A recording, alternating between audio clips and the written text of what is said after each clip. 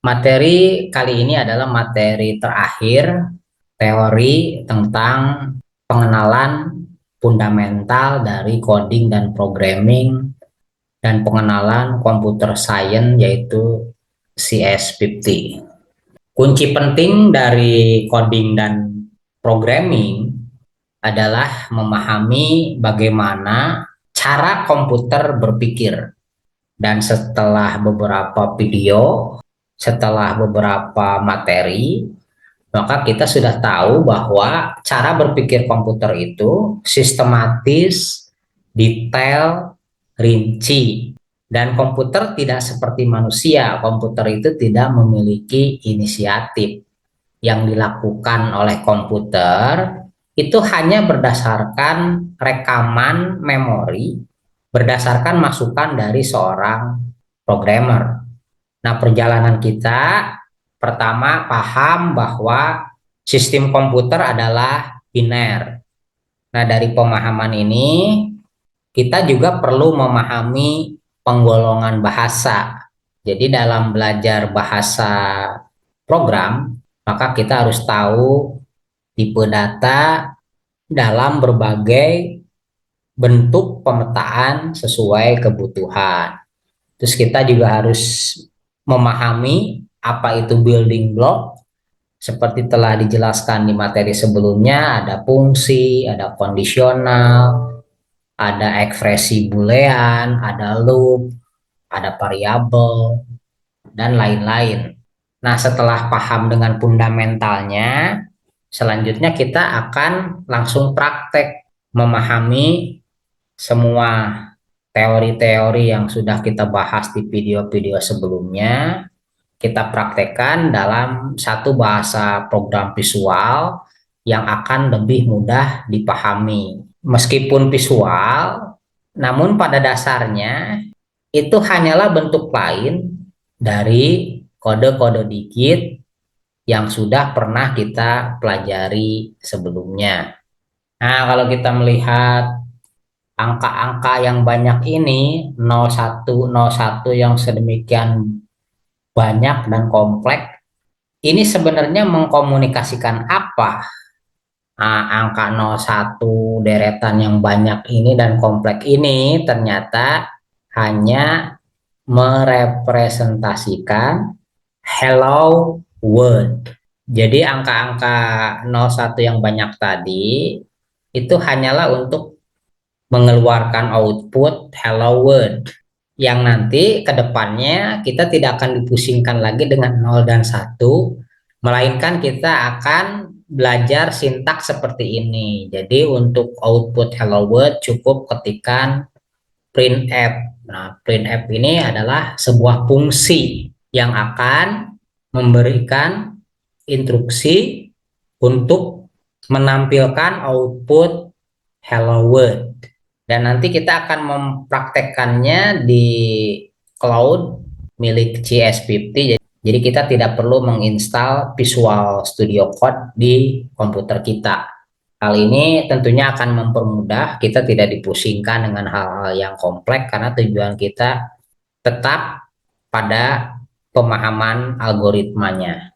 Apa yang sudah kita pelajari, programming dan coding bisa disederhanakan dengan pemahaman bagaimana cara berkomunikasi dengan komputer dan kemudian bagaimana memberikan perintah-perintah atau instruksi yang bisa dipahami oleh komputer dengan tujuan menghasilkan output sesuai dengan yang diharapkan.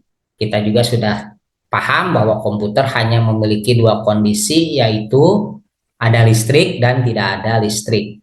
Inilah yang kemudian dianalogikan dengan dua kondisi. Satu adalah nyala, nol adalah mati. Dua kondisi ini kemudian menjadi sistem yang dipahami oleh komputer agar bisa berkomunikasi dengan manusia, yang kemudian dikenal dengan sistem biner. Biner menjadi dasar semua bahasa pemrograman. Belajar coding adalah belajar kesepakatan representasi biner menjadi bentuk lain. Jadi kedepannya kita tidak akan dipusingkan dengan kompleksitas 01 yang banyak, karena semua itu nanti akan diwakili dengan sintak dan representasi yang lebih mudah dipahami. Dan tugas kita hanya perlu memahami building block atau blok pembentuk dari satu bahasa program. Kita sudah paham building block, ada fungsi. Fungsi itu bisa berupa argumen atau sesuatu yang memerlukan return value atau pengembalian nilai. Ada juga kondisional, ada juga boolean expression, kemudian loop, dan variabel. Nah, fungsi kondisional, boolean expression, loop, dan variabel ini adalah building block yang akan senantiasa ada dalam bahasa program apapun. Meskipun nanti sintaknya berbeda, itu tergantung kesepakatan dari berbagai macam bahasa. Nah, CS50 ini merupakan platform yang dibuat oleh Harvard University untuk memperkenalkan kepada publik, masyarakat luas, bagaimana cara berpikir dan mencari solusi melalui computational thinking. Apa itu CS50? Jadi CS50 ini adalah pengenalan Universitas Harvard pada perusahaan intelektual ilmu komputer atau computer science dan seni pemrograman.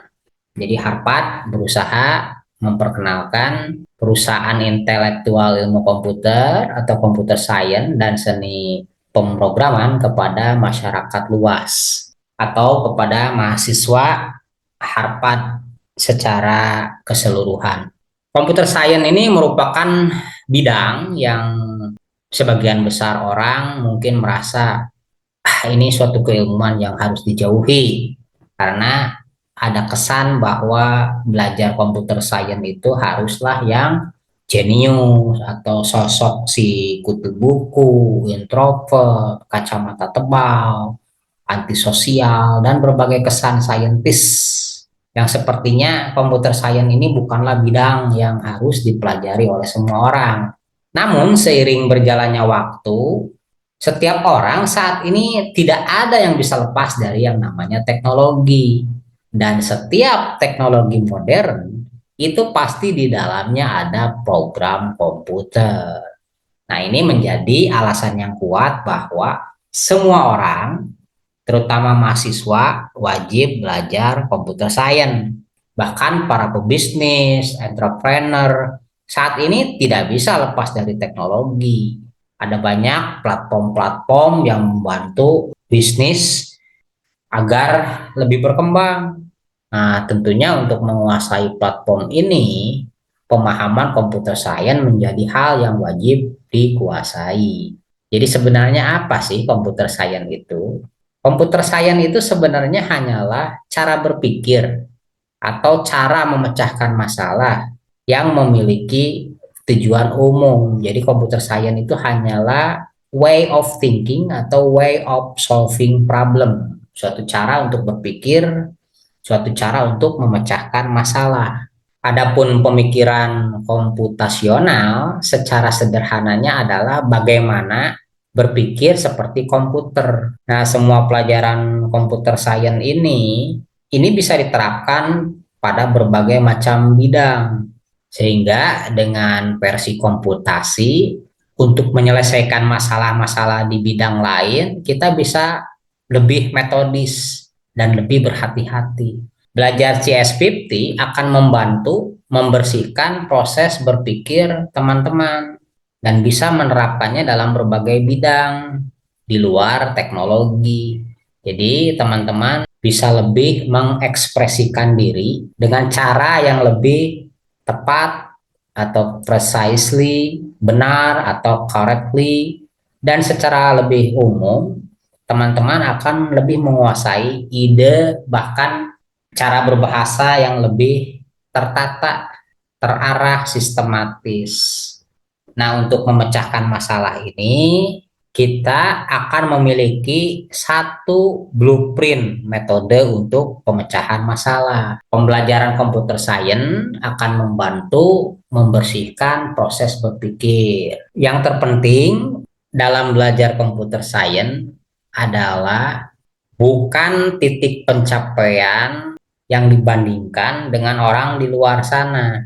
Tetapi yang terpenting dalam mempelajari komputer science ini adalah diri Anda sendiri.